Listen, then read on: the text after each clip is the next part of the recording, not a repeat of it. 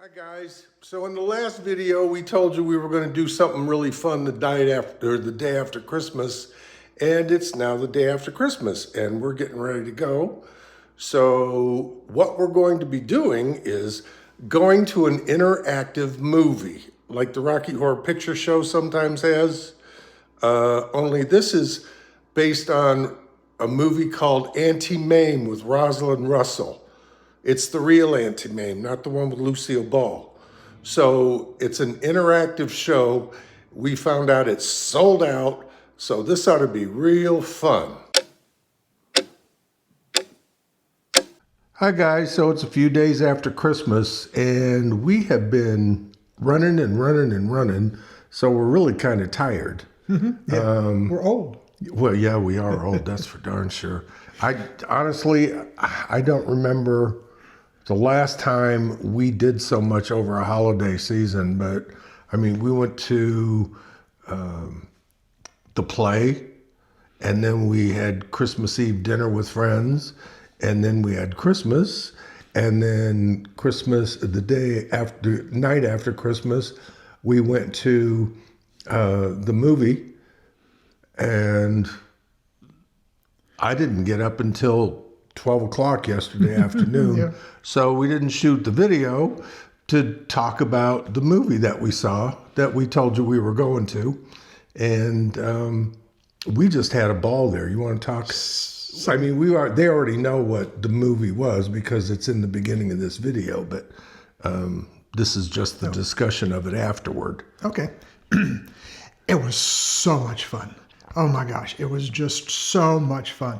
A lot of people there were dressed in costume, and they were, of course, in the mood, if you will. And it was packed. It was sold packed. out. It was packed. That theater holds 548 people. I looked it up this morning. Oh, it does? Yeah. Okay. 548, and it was packed. There might have been maybe 4 or 5 vacant seats in the whole place. So much fun. Everybody was so friendly and just in a good mood.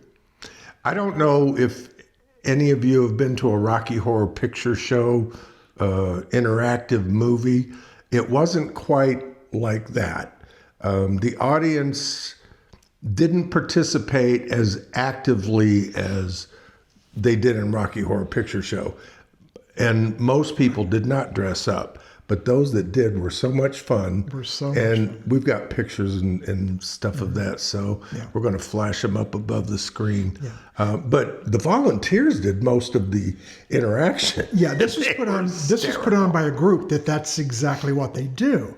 They put on monthly events like this on a monthly basis, just so that gay people have a place to go to be around other gay people and be themselves. And it was just absolutely amazing. They had a staff of probably 12 people, I'm guessing, and they did a lot of going up and down the aisles and doing things that related to the movie that just really made it fun. Actually, we've been here for like 2.5 years now, and I think that after that night, I really felt connected to this area. It's taken me a while to adjust from moving from Florida, and I don't know why, because I left Florida when I was quite young and moved to Las Vegas, but I did have some difficulty adjusting here, and I think that event just locked it in for me. Good. Because it was just so comfortable. Yeah. And that's the nice thing about being in Palm Springs, and you say this all the time, is that we feel safe here. I feel safe. We feel like we're accepted for exactly who and what we are, and we don't have to worry about it. Yeah. We just don't have to worry about it. It's not like where we were in Florida, and even the more progressive areas in Florida just weren't quite the same, because we'd go to Fort Lauderdale quite a bit and enjoyed ourselves there, but it was nothing like what is here. Yeah, it doesn't feel the same. As a matter of fact, the guy that's in charge of this organization put it really succinctly. He came out rather late in life, and he said, so when I came out, I wanted to move to a gay area so I moved to Fort Lauderdale. And then I found even an even gayer area, and that's why I moved to Palm Springs. And it really is. It really is. Yeah, it really is.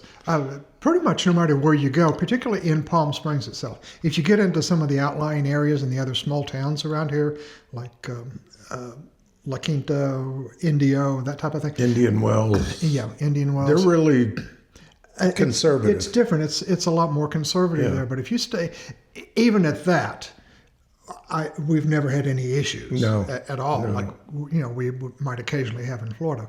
Now I will tell you that this is the honest to God truth. There were times in Florida where we have walked out of our front door of our home to get in our car, and people would drive by and scream faggot. Yeah, we had experienced some homophobia in Florida, and honestly, I didn't experience as much in Florida growing up with just the general public as much as I did the police, because you couldn't walk down the street late at night and not be harassed, or a lot of my friends back in the day when it was illegal to dress in drag, they'd call me in the middle of the night to come bail them out of jail. I remember one time this lesbian who was a drag king called me about 3 a.m. and said, "Can you come and bail me out?" I said, "What'd you do now?" And she said, "Elvis."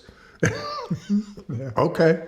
So, but I mean, it's not like that degree anymore in some areas, but they still experience it. I mean, come on, Pulse is still fresh in my mind. Mm-hmm. Oh yeah, yeah. And of course, I was raised in Oklahoma, so we don't even need to talk about that. You didn't even say gay or homosexual. Yeah.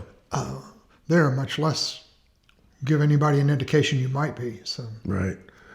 Now, but back to the movie. I mean, this was one of our favorite movies of all time, and it was the real Auntie Mame, not the Lucille Ball version. And if any of you want to dispute that, go ahead and write it in the comments, but you're wrong.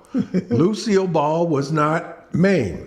Yeah. Rosalind Russell's Auntie Mame. That's all there is to it. Yeah. And it was a fabulous time, wasn't it? Yeah, and what got me is, leading up to this, we talked to some of our friends and other people that we knew, and we'd say, "Oh, we're going to this movie. Yeah. We're going to go see Annie Mae." Yeah. The first thing out of their mouth was, "Is it the real one with Rosalind Russell?" Yeah, is it the Rosalind Russell one? Or no, yeah, and we'd say, "Yeah." She said, "Well, good, because it was so much better than that's the real one, Lucille Ball one." Yeah. It was funny how virtually unanimous it was that way. Yeah. So, and actually, we heard a lot of that discussion when we were in the lobby waiting to go into the theater, that this is the real Auntie Mame with Rosalind Russell. But, we all felt that way anyway. Yeah, we did. Yeah, we did. So it was a wonderful time. It Absolutely was. So much fun. Such a good time. It was. Just a good time. So we've decided, if you've been watching our videos throughout, our very first video was how we had a tradition for New Year's Eve where we would go out to the beach with some finger food and a bottle of wine, watch the sunset, and then immediately come back home. This year, I mean, since we moved here, we really haven't found anything to do. We went out last year with a group and wound up getting COVID. We had a good time until a couple of days later. Yeah, a couple days later, we didn't feel so hot.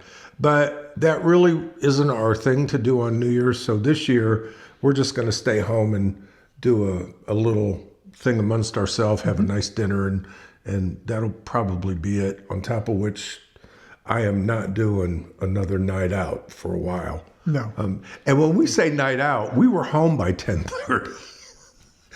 Back in the old days, we were just getting ready to go out at 10:30. Yeah. So this one just kind of did a number on us, but it was a lot of fun. It's worth it. So what are your plans for New Year's Eve? We hope you're going to have a safe one and a fun one.